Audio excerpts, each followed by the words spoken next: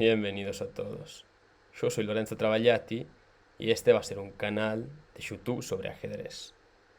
Este va a ser mi primer video y va a ser un canal que va a estar lleno, espero, de contenidos que sean útiles para mejorar en el ajedrez.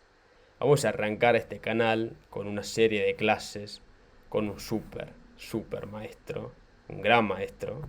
No voy a revelar el nombre, lo van a ver en algunos segundos, que me va a ayudar a mejorar de un nivel intermedio hasta un nivel más, esperamos, avanzado.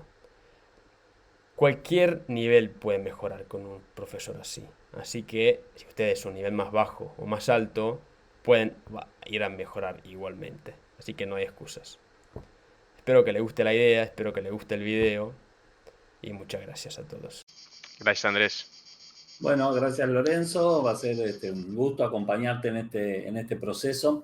Es interesante porque el ajedrez, como digo yo, comporta distintas tipos de experiencia, ¿no? Yo, por ejemplo, personalmente he trabajado desde el ajedrez escolar, cuando nos enseñan a mover las piezas, hasta el ajedrez súper profesional, ¿no? Entrenando a otros grandes maestros, ¿no? A nivel súper competitivo, ¿no? Y cada uno encuentra su interés y lo que saca del ajedrez, y eso es muy productivo. El proceso de evolución de un ajedrecista, independientemente del nivel donde él comience, es muy interesante. Cuando nosotros le enseñamos a un niño de 4 años a mover las piezas, obviamente las herramientas que utilizamos son muy diferentes, Claro. ¿no? Pero en general los procesos siempre tienden a ser más o menos lógicos, ¿no? De hecho, una de las cosas que le sucede a tu generación, Lorenzo, que son, yo tengo hijos de aproximadamente de tu edad, y a la generación joven que aprendió a jugar, sea al ajedrez o a lo que sea, por internet y a través de videos y toda esta onda, es que, bueno, a veces le falta un poco de proceso lógico. Porque, claro, uno se acostumbra mucho y hoy abundan muchísimo los videos en internet de las soluciones mágicas. Tenemos soluciones mágicas para todos. Sin nombrar, hay muchos youtubers de ajedrez que nos proponen que en 2 minutos te van a Claro. dar toda la solución a todos los problemas de tu vida, ¿Cómo ¿no? ganar en Claro, 8 jugadas? Es un en 8 clásico. jugadas y las redes sociales alimentan todo eso, ¿no? Ves un video una vez en Facebook o en Instagram y después se reproduce y te siguen bombardeando con... yo a veces me río porque termino obviamente Claro. viendo cosas de ajedrez, entonces me envían ese tipo de videos de, bueno, cómo ganar con esta jugada en 8 movimientos, ¿no? Entonces te muestran en 30 segundos las fórmulas mágicas. Y la verdad que el ajedrez es una de las actividades intelectuales que tenemos los seres humanos más difíciles que existen. Vos pensás que con toda la evolución de las máquinas, y no solo que el ajedrez tiene miles de años, sino que se viene estudiando firmemente hace varios siglos, y todavía hay misterios que nadie tiene la respuesta, ¿no? Entonces esto hace que sea muy interesante. Entonces el proceso de descubrimiento de estas cosas a mí me parece lo más interesante. Y cuando se dice que el ajedrez después se puede aplicar en otros ámbitos de la vida, esto sí que es una gran verdad, porque aprender a entender una cosa más difícil te puede ayudar después para hacer razonamientos más simples, ¿no? Y esto se nota mucho en la formación escolar y en los más jóvenes y en los adolescentes. Hoy para nuestra primera clase yo estuve mirando algunas de tus partidas de chess.com, que Un entiendo que son desastre. todas, bueno, no, todos, no te preocupes que errores cometemos todos. Y bueno, obviamente muchos más cuando se juega por internet. Yo vi que hay partidas de 3 minutos, de 5, de 10 ahí. Sí. Bueno, de hecho seleccioné un par de partidas tuyas, que si no es hoy, la vamos a ver en la clase que viene. Porque mi idea es, lo más importante que yo considero que cualquier persona que juega al ajedrez, vuelvo a decirte el ejemplo, jugador avanzado, jugador medio, jugador iniciante, debe entender son los procesos de toma de decisiones. Y eso es algo que muchas veces se hace instintivamente. Vos pensás, Lorenzo, que en una partida de ajedrez que dura promedio 40 jugadas, uno toma 40 decisiones. Y muchas veces no nos enseñaron cómo hacer. Entonces, a mí me gusta mucho el trabajo desde posiciones difíciles, sacadas de posiciones vivas, ¿no? Me refiero a partidas vivas, y soy enemigo acérrimo de las fórmulas mágicas, ¿no?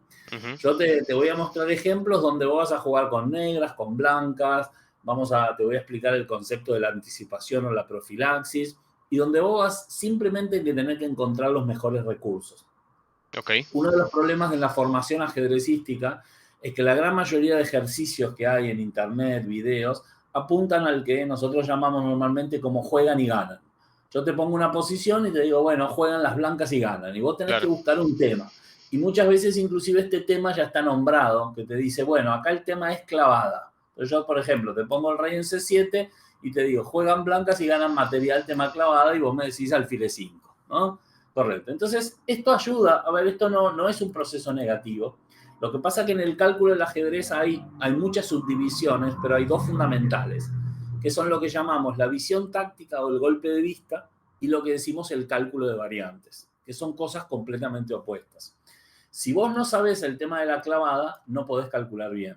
Entonces está muy bien que uno trabaje con todos los temas tácticos que son jaque descubierto, clavada, tracción, bueno, etcétera, etcétera.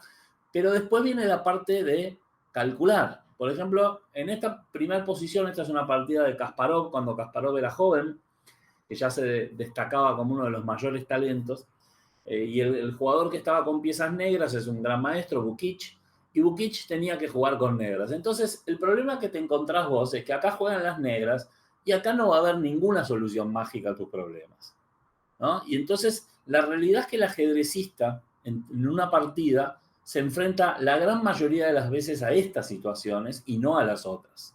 Las otras donde hay una jugada excepcional, donde hay un momento que se modifica el carácter de la posición, son limitadas.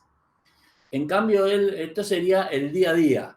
El trabajo cotidiano del ajedrecista es en tomar las mejores decisiones con las herramientas que tenga en todas las posiciones. Y eso es un poco lo que yo al principio te voy a intentar inculcar. Porque si vos no haces un buen proceso de toma de decisiones, de jugadas candidatas y de razonamiento, después hay muchas cosas que simplemente no las vas a poder resolver. Yo soy muy fanático de, bueno, ha habido muchos grandes entrenadores en la historia del ajedrez. Hay uno que falleció hace unos años que se llama Mark Borevsky, que, bueno, de origen ruso. Y bueno, a mí me encantaba porque fue un entrenador que entrenó a muchos grandes maestros muy destacados, pero él tenía un proceso muy lógico para las cosas y a mí me parece que eso era muy productivo. Él, por ejemplo, Ok. en la toma de jugadas candidatas o en la elección de candidatos, él hablaba fundamentalmente de candidatos de nivel 1 y candidatos de nivel 2. Él decía que los candidatos de nivel 1 son todos aquellos que son variantes forzadas, secuencias y oportunidades únicas. Entonces siempre vamos al ejemplo más burdo. Si yo tengo mate en una, bueno, el mate en una no se discute. Quiero decir, es una de las pocas verdades absolutas que hay en ajedrez. Si en esta jugada torre de 2 fuera jaque mate, no tendríamos nada que discutir. Esta evidentemente es una oportunidad única y hubiera sido la correcta. Entonces, lo mismo. Cuando nosotros tenemos variantes forzadas, bueno, acá yo con negras, no sé, con blancas me está, no sé, el negro juega acá, entonces yo Claro. pienso, bueno, alfil por G7, acá es una variante forzada. Este tiene que ser tu primera jugada candidata. ¿Ah? Bueno, entonces está muy bien este proceso de orientación, pero lo que decía Borevsky, que a mí es lo que más me gusta, es que, bueno, ¿y qué pasa cuando estas jugadas forzadas no están? O sea, ¿cómo me oriento yo? ¿Qué hago? Bueno, que no sé, hago esta, vuelvo el rey para atrás, muevo la torre, avanzo con el rey. ¿Cómo hago para orientarme? Entonces ahora yo te paso la pregunta a vos. Vamos a suponer, Lorenzo, que vos estás en esta partida y estás con negras. ¿Qué pensarías? ¿Cuáles son Bueno, tus jugadas candidatas? ok. Entonces la primera que me sale de decir sería poner el caballo en F6. Ok, caballo F6, traer el caballo que no está haciendo nada a una posición activa. Bien, razonable. ¿Qué más? A ver, nombrame 3, 4 jugadas que te parezcan que pues, pueden ser posibles. Puede ser F6 para no dejar en captura Exacto, me el- pones una especie de barrera o de muro contra mi alfil, muy bien, ¿qué más? Pues podría ser... No me gusta mucho el rey en C5. No me ¿Por qué? gusta. Porque primero está en una casa negra. Y siempre el blanco va a tener posibilidades en futuro de jugar alfil, claro. Y, y no Bueno, sé, después de rey en C5, también una jugada como B3, no sé cómo bueno. avanzar. Mira, lo que acabas de hacer es precisamente lo que yo te quiero explicar. Vos me argumentás desde el punto de vista conceptual. Me decís, bueno, a mí conceptualmente esta jugada me parece peligrosa por esto, esto y aquello. Y está bien, y de hecho rey C5 es una jugada peligrosa y de hecho rey C5 es una jugada dudosa. Instintivamente tenés razón. Lo que pasa que el problema es cómo haces el proceso. En realidad es un proceso de cálculo. Vos intuitivamente lo hiciste. Vos llegaste a la conclusión que si avanzabas el rey, el blanco simplemente defendiendo, este rey te va a quedar expuesto y que no tenía ninguna utilidad del rey. Entonces, hiciste un proceso consciente o inconsciente por el cual descartaste rey C5. Bueno, en principio está bien, pero uno tiene que ser mucho más metódico. Mirá cómo lo diría Borevsky, por ejemplo. Te invierto la situación, ahora juega el blanco. Borevsky diría, no, el primer candidato a analizar del blanco no es B3. Los primeros candidatos a analizar son las secuencias forzadas. Entonces Borevsky diría, no, te puedo hacer torre de 5 jaque, y si me arreglas rey por C4 te hago B3 mate. Ok, claro. Entonces, si yo empiezo analizando torre de 5 jaque y deduzco que la única jugada es ir para atrás, entonces probablemente ni llegue un tiempo a gastar tiempo con B3. Y esto metódicamente, repetido sistemáticamente, te ahorra un montón de tiempo y de recursos. ¿Ah? Fíjate que tu cerebro pensó intuitivamente en B3 para defender el peón, que es una jugada muy lógica, por supuesto que es una jugada muy lógica. Pero eso es lo que insistía mucho Borevsky. Miren primero las oportunidades únicas. Pensá primero en B4, pensá primero en alfil E5, pensá primero en torre E5. El proceso que decía Borevsky era muy simple. Si torre E5 jaque es bueno, yo no gasto tiempo en una partida en calcular B3. O incluso voy al ejemplo otra vez extremo. Vamos a suponer que torre E5 fuera mate en una. Bueno, entonces, ¿qué me voy a gastar tiempo en pensar en rey B3 o B3? Porque B3 no va a ganar la partida. Claro. Puede ser una buena jugada, pero no va a ganar la partida. O sea, ya es un Bueno, error pensar como primera cosa en B3. Porque ni exacto. consideré, ok. Exacto, porque estás desperdiciando recursos. Después te voy a hablar del efecto calecita. Pero estás desperdiciando recursos. Vos tenés que empezar siempre con jugadas forzadas. Si ves que es esto, el negro, ¿por qué vos pensaste negro? Porque el negro no tiene jugadas forzadas. Las negras en esta posición no tienen candidatos de nivel 1. Por lo tanto, está bien lo que vos estás pensando. F6, caballo F6, torre D7, rey D7, rey C5. Mucho más que eso no se puede hacer porque el negro está limitado. Pero en cambio, ahora te lo voy a dar con el ejemplo contrario. Siempre eso. Una cosa importante del método de Borevsky que te voy a aclarar aquí, después lo vamos a ver en el segundo ejercicio. El método de Borevsky coloca una pausa entre los candidatos de nivel 1 y los candidatos de nivel 2. Él dice lo siguiente. Si yo voy a jugar un candidato de nivel 1 o una variante forzada, me tengo que preocupar específicamente por el cálculo de esa variante. Quiero decir, si yo empiezo con torre jaque, voy a pensar en que me van a comer la torre. En cambio, lo que decía Borevsky es que si yo voy a ser un candidato de nivel 2, tengo que antes intercalar lo que él llamaba la pregunta mágica. Y la pregunta mágica es, ¿y el otro qué quiere hacer? Porque claro, el principal problema del ajedrecista, como digo yo, que jugamos solos. No, yo quiero esto, yo quiero lo otro, y claro, y después, sí, yo quería traer el rey para atrás, pero el otro, claro, no me di cuenta que el otro me iba a ganar la calidad, porque no lo pensé. Entonces, lo que Borevsky decía, de hecho, Borevsky escribió un libro que se llama, solo un libro exclusivamente sobre este tema, que se llama No te olvides que tienes un rival enfrente. ¿Ah? Y de hecho, de eso se trata. Entonces, él muestra en ese libro muchos ejemplos, incluso de grandes maestros, que se olvidan de las amenazas de los rivales. Es más, nos cuestan a nosotros más visualizar las amenazas del otro que encontrar las nuestras. Esto hay unos estudios que hicieron la escuela, lo que era la ex escuela soviética, la escuela rusa, que ponían la misma posición para encontrar un recurso. Si te la pongo de tu lado y te digo que te toca a ti, la encuentras. Pero si te pongo del lado contrario y tienes que evitarla, o sea que tienes que imaginar que el otro la va a hacer, no la encuentras. Porque ahí demostraron que nosotros los jugadores tendemos a no pensar en los planes del otro. Y ahí es donde aparecen las sorpresas.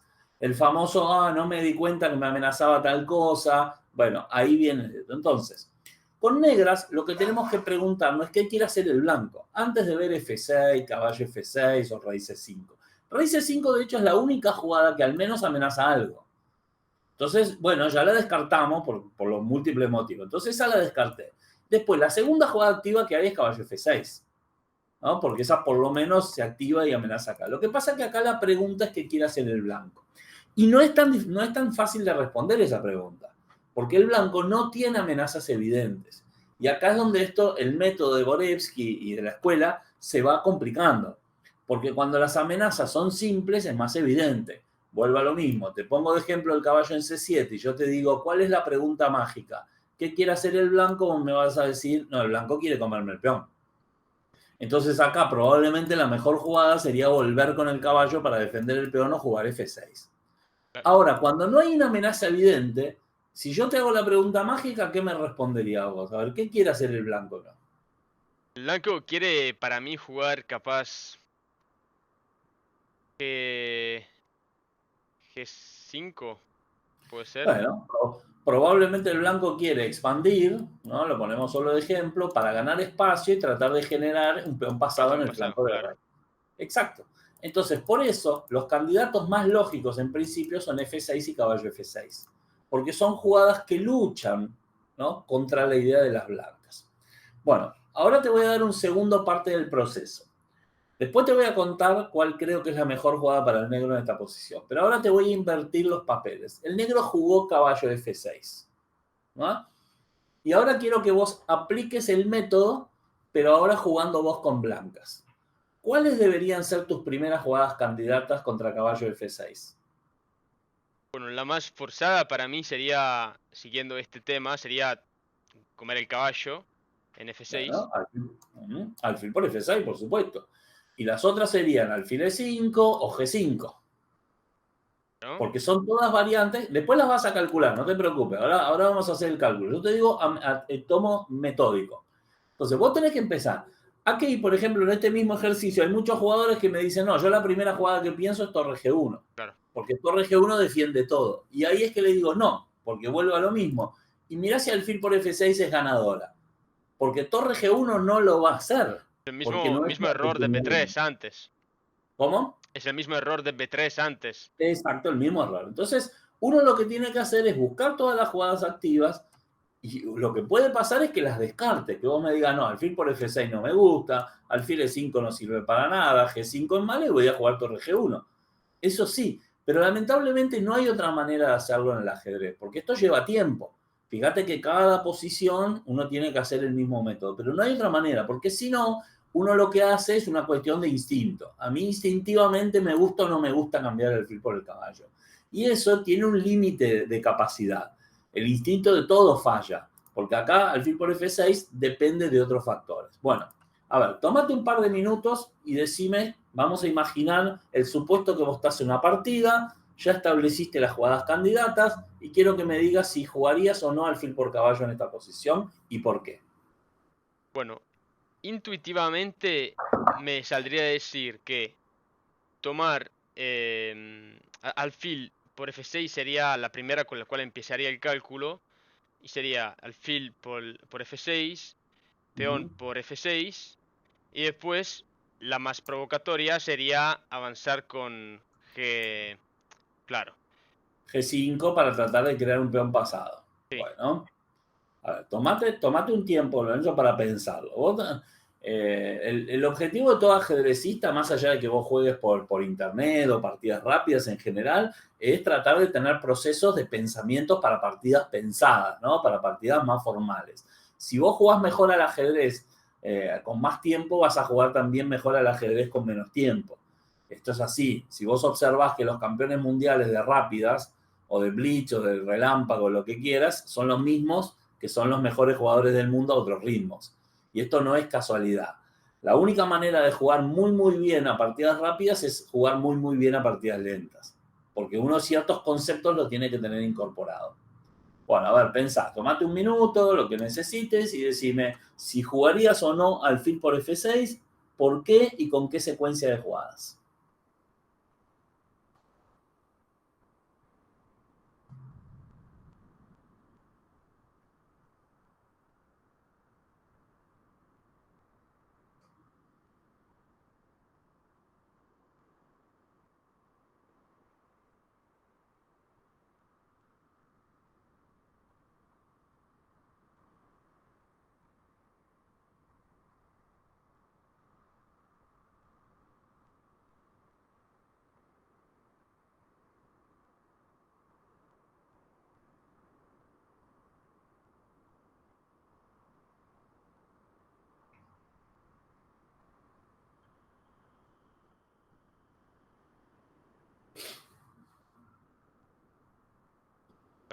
A ver, yo cambiaría, pensando, el alfil por el caballo, porque Ujú. alfil por F6, peón por F6, G5, H6 por G5, F4 por G5, F6 por G5 y tengo un peón pasado. Entonces yo, Ok, claro, arrancaría así. Pero después, bueno, para mí, después de, no sé, una jugada como eh, e- eh, E5, por sí, ejemplo, eso. Ujú. y sí, yo podría ganar dos peones por uno, o sea, yo Claro, con pero el... estás recuperando los peones, porque vos entregaste uno antes. Claro, Bueno, a ver, mira, te voy a explicar un concepto. Esta es la que vos acabas de mencionar es una de las variantes críticas. De hecho, una de las preguntas que uno se tiene que hacer en esta posición es si este peón va a terminar coronando, porque si este peón va a terminar coronando, yo por ejemplo aquí tendría torre H1. claro. Lo que pasa es que las negras, en lugar de E5, probablemente a H6 van a jugar torre de 8 para venir a parar el peón. Entonces tú, para mantener el peón, vas a tener que hacer esto. Y bueno, el problema de esta posición es que me quedé con un peón pasado, pero el negro se quedó con un ejército, ¿no? Ok, Entonces, como yo no logro, claro, no logro coronar el peón, esto no me sirve. Incluso no me sirve venir a recuperar otros peones, porque ¿cuál sería el sentido de jugar aquí? Que está bien, puedo comer este, pero bueno, me voy a jugar un final con peón de menos o a lo sumo con equilibrio material. Nosotros asumimos, y ahora vamos a volver para atrás, porque yo te voy a hacer todo lo que se llama el proceso retrospectivo. Nosotros cuando vemos una posición tenemos que hacer un análisis de la posición.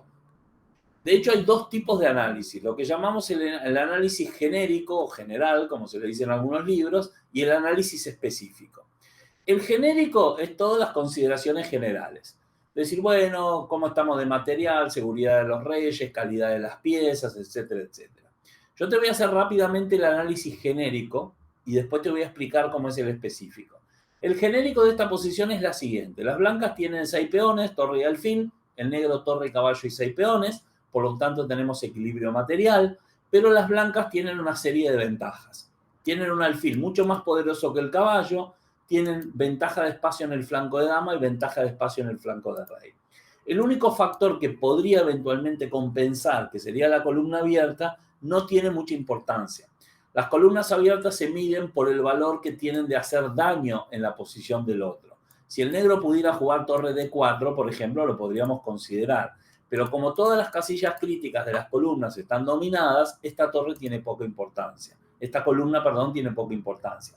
De hecho, si las blancas quisieran en algún momento, podrían salir a disputar la columna jugando torre de 1. Por lo tanto, asumimos que en esta posición está mejor el blanco. No sabemos qué tanta ventaja tiene, porque ahí tendríamos que ir al análisis específico. El análisis específico suma las consideraciones generales al cálculo de variantes. Entonces, vamos, por ejemplo, voy a lo mismo. Vamos a suponer que este peón se te estuviera cayendo. Bueno, si este peón se te estuviera cayendo, estarías perdido en esta posición. Porque si se cae la base de la estructura en este final, vas a perder. Como no está perdido, podemos nosotros llegar a la conclusión que el blanco tiene ventaja, entre pequeña y clara ventaja. ¿Y esto por qué es importante? Porque si a vos te hacen caballo F6 y tu cálculo te lleva a un final como este, por ejemplo, que es el que tú mencionaste, donde cambias un peón por el otro y que muy probablemente sea tablas, porque hay 3 peones para cada uno, entonces no es buen negocio para el blanco quedar en este final, porque nosotros aceptamos y asumimos que al principio el blanco está mejor. Entonces, claro. este tipo de información es importante. Yo cuando me hacen caballo F6 busco algo que me garantice la ventaja. Y de hecho, probablemente torre G1 sí me va a dar ventaja, porque mantengo los parámetros de la posición. Mejor alfil, ventaja de espacio, dominio de la columna, etcétera, etcétera. Bueno, pero ahora vamos a las variantes forzadas. La configuración de piezas más forzada y más matemática que existe en ajedrez son los finales de reyes. Porque en los finales de reyes muchas veces, por ejemplo, jugando aquí torre de 1, porque la torre no puede evitar el cambio, Los finales de reyes, a diferencia de otras posiciones, se suelen evaluar con evaluaciones contundentes. Y te voy a explicar por qué. Cuando yo tengo esta posición, yo digo el blanco está un poco mejor. Cuando yo evalúo un final de reyes, mi conclusión tiene que ser, gana el blanco, gana el negro o es tablas. Por eso es una conclusión mucho más matemática que conceptual. Acá yo te puedo decir algunos conceptos. Bueno, me parece que el blanco por esto y por esto está mejor. Bueno, pero la pregunta es, ¿vos crees que gana el blanco, que esto es tablas o que gana el negro? En los finales de reyes, sobre todo, se utiliza esa concepción matemática. ¿Vos qué te parece que va a pasar en estos finales de reyes, en este final de reyes? ¿Gana el blanco, es tablas o gana el negro? Le toca al negro ahora, ¿eh? Claro, el negro no es cierto que tiene que cambiar sí o sí ahora, Sí, ¿no? pero no puede evitar el cambio, porque Claro. la torre no tiene dónde salir. Por lo tanto, el final de reyes yo lo tengo garantizado. Si la torre, por ejemplo, en esta posición, la que habíamos visto antes con torre de 8, acá sí que el negro podía evitar, puede elegir cambiar las torres o sacarla. Pero la torre en D6 está como atrapada.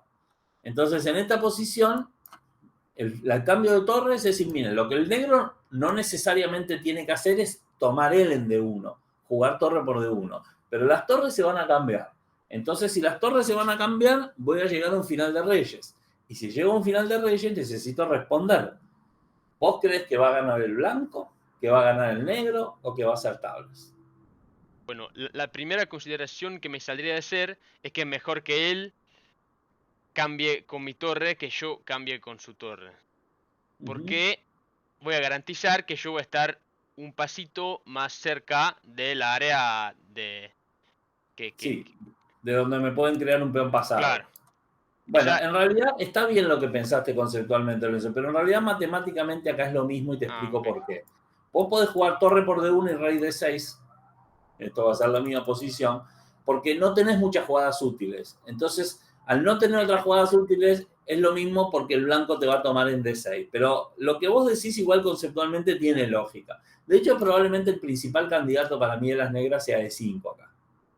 Entonces decir, bueno, no, tomame vos, porque ahí me acerco un pasito hacia acá. Bueno, a ver, te pongo esta posición, juegan las blancas.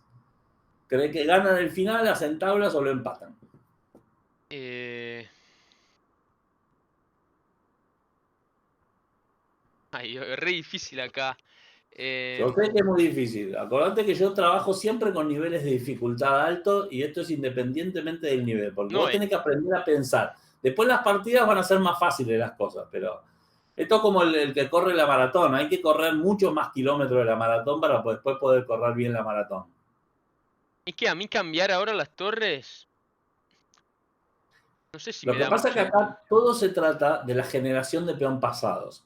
En los finales de Reyes es mucho más importante la generación de peones pasados que cualquier otra cosa. Ese es un concepto que es tan fundamental que anula a todos los demás. En los finales de Reyes hay muchas reglas matemáticas, como reglas del cuadrado, reglas del peón Claro. distante y después. Entonces, mira el ejemplo. Yo te hago torre por D6, rey por D6, G5. Entonces yo A acá, ver, ¿cómo? claro. Ok, y acá no sé si puedo... Tengo que mover el rey acá, me imagino, ¿no? Bueno, Tengo si que... vos tomás el peón, ahí vas a perder porque ahora ya queda fuera la regla del cuadrado, el Claro. cuadrado que en realidad no es un cuadrado, es la forma, ¿no?, que se genera con esta, y este sí yo estoy dentro para pararlo. Este lo puedo parar, ¿no? En cambio el otro no. Por lo tanto, esta. La que vos podés hacer es tomar acá, pero ahora no podés tomar la segunda vez porque ahora ya no llegás a entrar dentro de este cuadrado. Ok, o sea... ¿No? Entonces, Ok. en esta posición lo que vos tenés que hacer es traer el rey. Ay, ok, ok. Entonces te como el peón y sigo trayendo el rey. El rey lo traigo por acá para poder venirme a comer los peones. Ok, ok. Esto Muy no lo bien, había ahora, pensado. perfecto. Ahora yo te tiro, empiezo a avanzar en el otro lado. Porque acordate que tengo un 3 contra 2 acá. Acá te voy a sacar otro peón pasado. Bueno, ¿y quién gana en este final? Y no sé, las negras también tiene... Yo podría jugar, por ejemplo, E4. Bien, E4, B5. Y yo ahora juego... F5. F5, peón por peón, peón por peón, C5. Y ahora acá me parece que gana la negra, ¿no? Porque No, porque el rey para los dos peones y vos no podés parar los tuyos. Yo te juego rey de 2. Cuando vos avances cualquiera de los dos, yo te lo freno. Y en cambio, lo que vos no podés hacer con negras es comer este y comer este al mismo tiempo. Ok. Mirá, voy a volverte atrás porque este es un concepto típico de los finales de Reyes. En los finales de Reyes, los peones unidos, en todos los finales en general, los peones unidos, que son estos dos, son una fuerza muy importante. Lo que pasa es que en los finales de Reyes el peón distante o el peón alejado vale más. Porque el rey puede parar los dos peones. Inclusive si fueran 3 peones unidos, también lo puedo parar.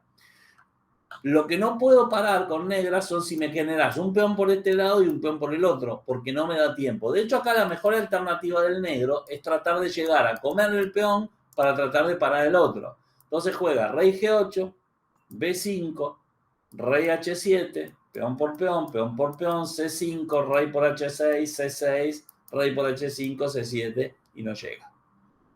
Ok. Entonces, la fuerza de los peones distantes.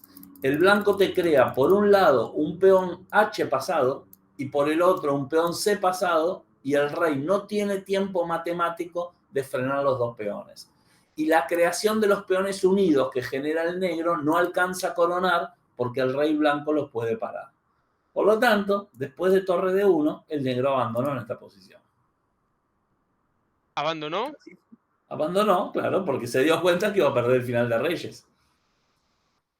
Jugó, es que no hay nada. A ver, obviamente que estamos hablando de un nivel de grandes maestros en No, partidas claro. pensadas, ¿no? A Pero mi claro, el nivel, negro. lo Claro, único que podría pasar porque uno acá, no sé, como abandona es porque le cayó la conexión o algo así, porque si no, bueno, por acá eso, todo, por eso. todo Pero sigue. en el nivel de los grandes maestros, uno da por sabido de que es obvio que Claro. estos temas se saben y el jugador de piezas negras se dio cuenta que se había equivocado y que acá seguramente hizo este cálculo que hicimos nosotros, G5, traer el rey, peón por peón, es lo mismo si comes o no comes, rey acá, B4 y se dio cuenta que acá está perdido. Fíjate que incluso acá se cuenta, esto normalmente se cuenta matemáticamente. Fíjate que en esta posición se hacen los conteos así, se dice, bueno, ¿cuántos tiempos me faltan a coronar y cuántos tiempos tenés vos para frenar? Yo acá preciso 1, 2, 3, 4 y vos precisás 1, 2, 3, 4, 5, Sí. 6, 7, 8 tiempos para parar el peón. O sea que no es que le ganó por un tiempo, le ganó por 4 tiempos de ventaja. Imagínate que con los finales de Reyes, con que me ganes por un tiempo hubiera sido suficiente. Si vos llegás a coronar, después la dama se come todos los peones que le queden al negro. Pero en este caso, el final de Reyes está perdido por 4 tiempos. Por lo tanto, después de torre de 1, en esta posición no puede evitar torre por torre, G5 y G. Y torre de 1 es la correcta y no G5 directo. Porque si haces G5 me das la oportunidad que me escape con la torre. Fíjate, G5, torre de 8, y si esta tengo esta. Y me escapé. Por eso la jugada correcta es alfil por F6, peón por torre de 1 y de Cambiar. hecho el negro abandonó en esta posición. Bueno, para cerrar este ejercicio vamos ahora a volver a la posición madre. Bueno, ¿y qué ahora sabiendo eso? ¿Qué harías con negras en esta posición? Y ahora capaz F6. Bueno, pero F6 tiene otro problema de cálculo, que es la jugada más sutil, que es la jugada del fil B4. ¿Y ahora qué haces con la torre?